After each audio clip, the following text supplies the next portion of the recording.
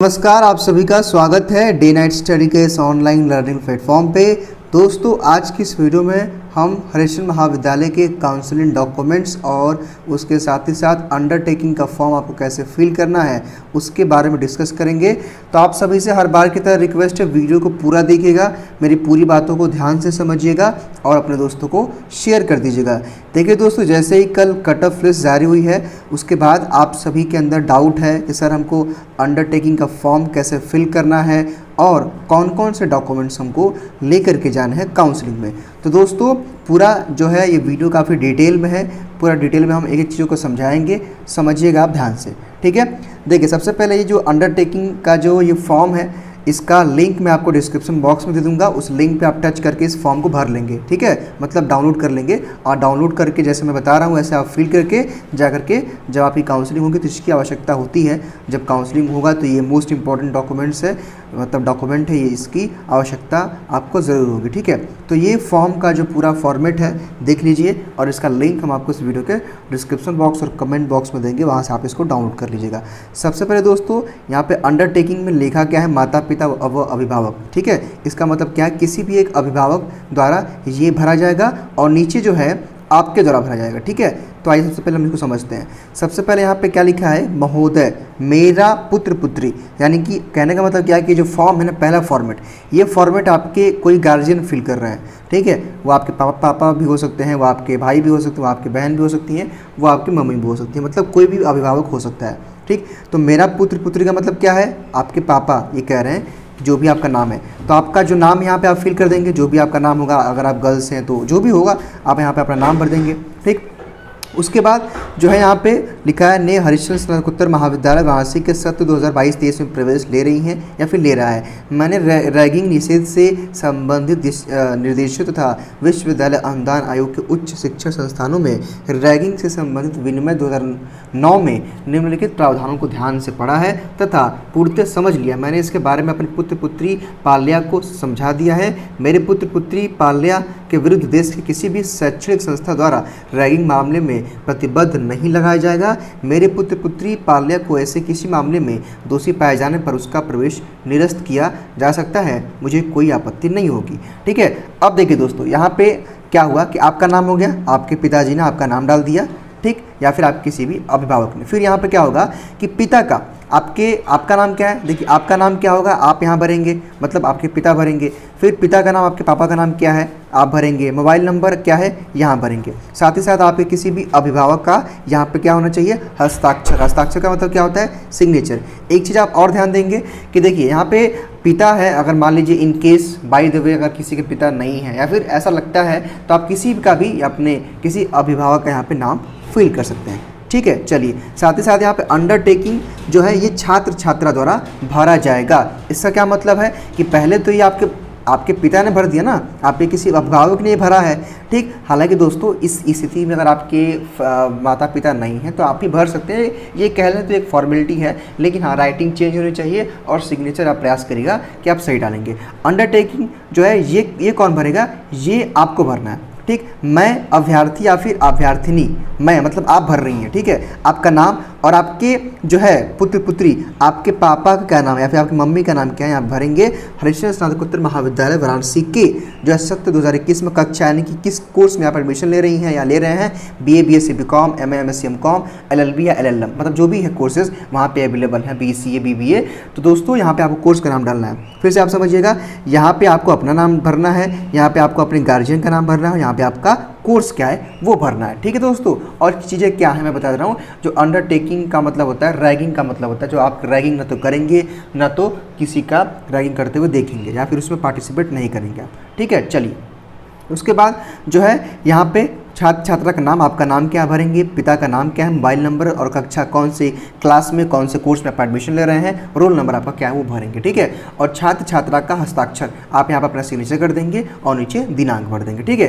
तो होपफुली दोस्तों कि आप समझ पाए होंगे कि आपको अंडरटेकिंग का फॉर्म कैसे भरना है। तो आप लोग क्या करिएगा कि इसका लिंक मैंने इस फॉर्म का जो ये फॉर्म है इसका लिंक मैंने डिस्क्रिप्शन बॉक्स कमेंट बॉक्स में दे दिया, वहाँ से आप इसको डाउनलोड कर लीजिएगा। बाकी दोस्तों अपने दोस्तों को शेयर कर दीजिएगा कि उनको ये फॉर्म कैसे भरना है, क्योंकि देखिए दोस्तों जब आप काउंसलिंग के लिए जाएंगे ना तो इसकी आवश्यकता पड़ेगी, ये नेसेसरी डॉक्यूमेंट है, ठीक है, ये आपसे भरवाया ही जाएगा। तो अगर आप पहले से ही प्रिंट आउट इसका निकलवा करके फिल करके लेके जाते हैं तो मेरे ख्याल से आपके लिए बेस्ट होगा। ठीक, चलिए अब दोस्तों जो मैं काउंसलिंग डॉक्यूमेंट्स की बात करने वाला हूँ, ये हमारे बीएससी मैथ, बीएससी बायो और बीए सबके लिए है। मान लीजिए अगर आपने हरिश्चंद्र महाविद्यालय में अगर आपने फॉर्म भरा था, अगर आप एडमिशन करवाने जा रहे हैं, अगर आपका BA, BSc BCom, MA, MSc MCom, LLB कोई भी कोर्स है, तो आपको इन डॉक्यूमेंट्स की आवश्यकता पड़ेगी। देखिए दोस्तों, एक चीज़ और है कि जो भी मैं डॉक्यूमेंट बताऊंगा ना, जितने डॉक्यूमेंट, उनकी आपके पास एक फ़ोटो कॉपी होनी चाहिए, मतलब एक फ़ोटो स्टेट कराएंगे और आपके पास एक उसकी ओरिजिनल, यानी कि ओरिजिनल कॉपी आप समझ रहे होंगे, जो मेन कॉपी होती है, जो हार्ड कॉपी होती है, वो आपके पास होना चाहिए।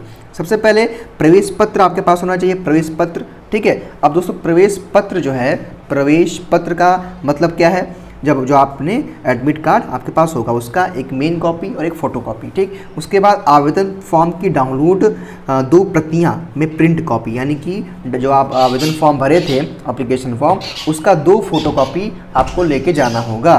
ठीक, उसके बाद एंटी रैगिंग का महाविद्यालय की वेबसाइट पर उपलब्ध अंडरटेकिंग का प्रारूप महाविद्यालय की वेबसाइट से डाउनलोड कर पूर्ण रूप से हस्ताक्षरित कर लाना आवश्यक है, जो कि मैंने अभी आपको बताया यही है। ठीक है, यही चीज़ है अंडरटेकिंग वाला।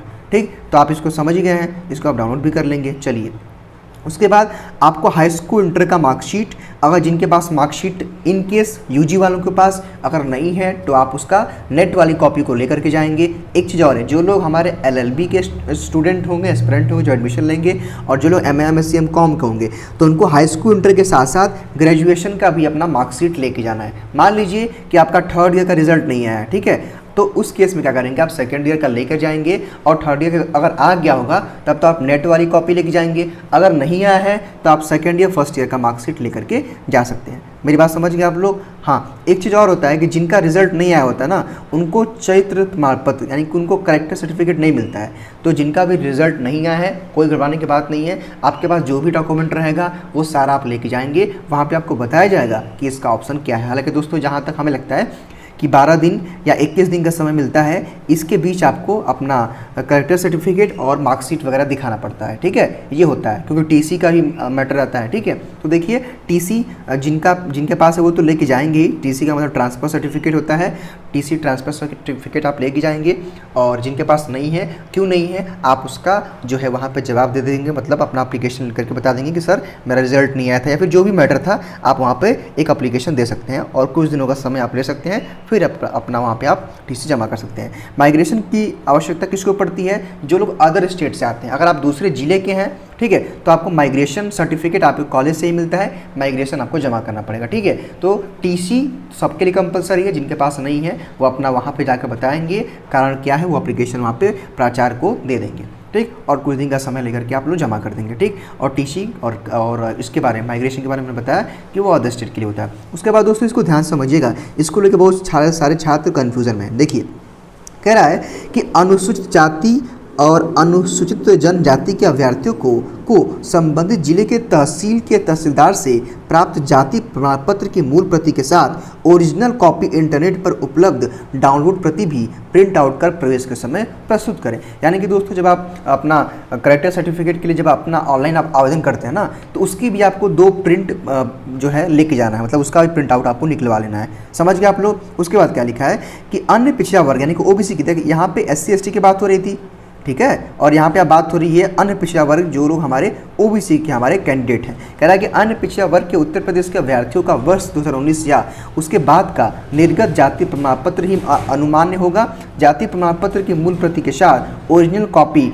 इंटरनेट पर उपलब्ध डाउनलोड प्रति भी प्रिंट आउट कर प्रवेश के समय प्रस्तुत करें। अब दोस्तों इसका मतलब क्या है कि आपका जाति प्रमाण पत्र होना चाहिए वो 2019 के बाद का होना चाहिए। उसके पहले का रहेगा 18 का 17 का तो नहीं चलेगा, 2019 के बाद का है तब आपका जाति प्रमाण पत्र यानी कि आपका जो है कास्ट सर्टिफिकेट है वो मान्य होगा, वो वैलिड होगा। साथ ही साथ अगर आपने उसको फॉर्म को मतलब फॉर्म भरवाते समय या फिर आपने करेक्टर सर्टिफिकेट आप कास्ट सर्टिफिकेट भरवाते समय अगर आपने नेट से अप्लाई किया होगा ऑनलाइन तो उसका भी प्रिंट आउट आपको जमा करना है। अगर नहीं है तो केवल आप उसी सर्टिफिकेट को लेकर के जा सकते हैं, इसकी कोई जो है ज़रूरत नहीं है।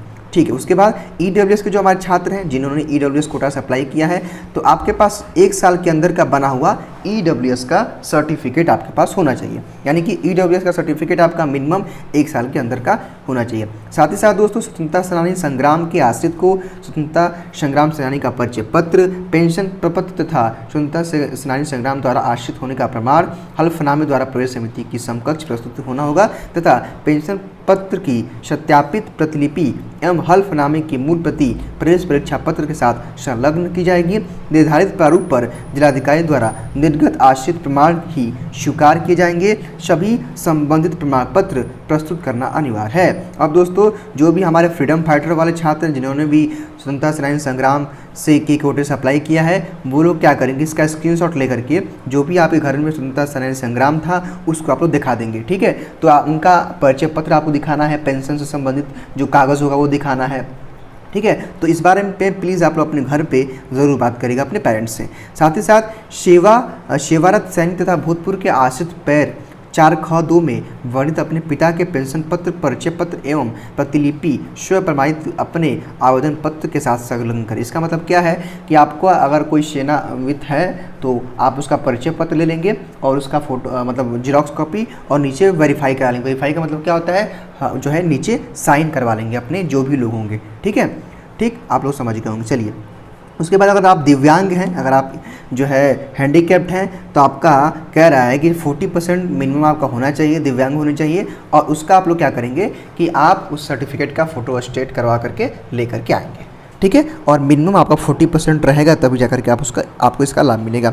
उसके बाद दोस्तों शैक्षणिक अंतराल, यानी कि अगर आपका 2019 और 21 के बीच गैप है 2 साल का, मतलब 2-3 सालों का, ठीक, मतलब अगर आपका 2 से 3 सालों का गैप है तब आपको क्या करना है दोस्तों कि आपको जो है एक होता है जो जिसको हम लोग बोलते हैं गैप सर्टिफिकेट। ठीक है, गैप सर्टिफिकेट आपको बनाना पड़ेगा, जिसको हम लोग एफिडेविट भी बोलते हैं। आप इसके बारे में घर में पता करेंगे, वकील से बात करेंगे कि सर मुझे एडमिशन लेना है, हमको एफिडेविट या फिर शैक्षणिक अंतराल पत्र बनवाना है, तो वो आपको बता देंगे कि कैसे बनेगा, कब बनेगा। तो आप जल्दी से उसको बनवा लीजिएगा। साथ ही साथ दोस्तों 2 नवीन रंगीन फ़ोटो का मतलब क्या है, ठीक, इसका मतलब कि लेटेस्ट फोटो आप लोग लेके जाइएगा, उस दिन आपको इसकी आवश्यकता पड़ेगी। और दोस्तों प्रवेश प्रक्रिया के उपरांत प्रवेश पाए अभ्यर्थी का निर्धारित शैक्षिक शुल्क ऑनलाइन, यानी कि दोस्तों आपको ऑनलाइन फीस पेमेंट करना है। जब सारा कुछ प्रोसेस हो जाएगा ना, तो कल या परसों तक हम 1-2 दिन में एक वीडियो डाल देंगे कि कैसे आपको ऑनलाइन फ़ीस पेमेंट करना है। तो होपफुली दोस्तों कि आज का ये वीडियो आपको पसंद आया होगा, आपको समझ में आया होगा, आपके काम का होगा। तो वीडियो को लाइक करके अपने दोस्तों को शेयर कर दीजिएगा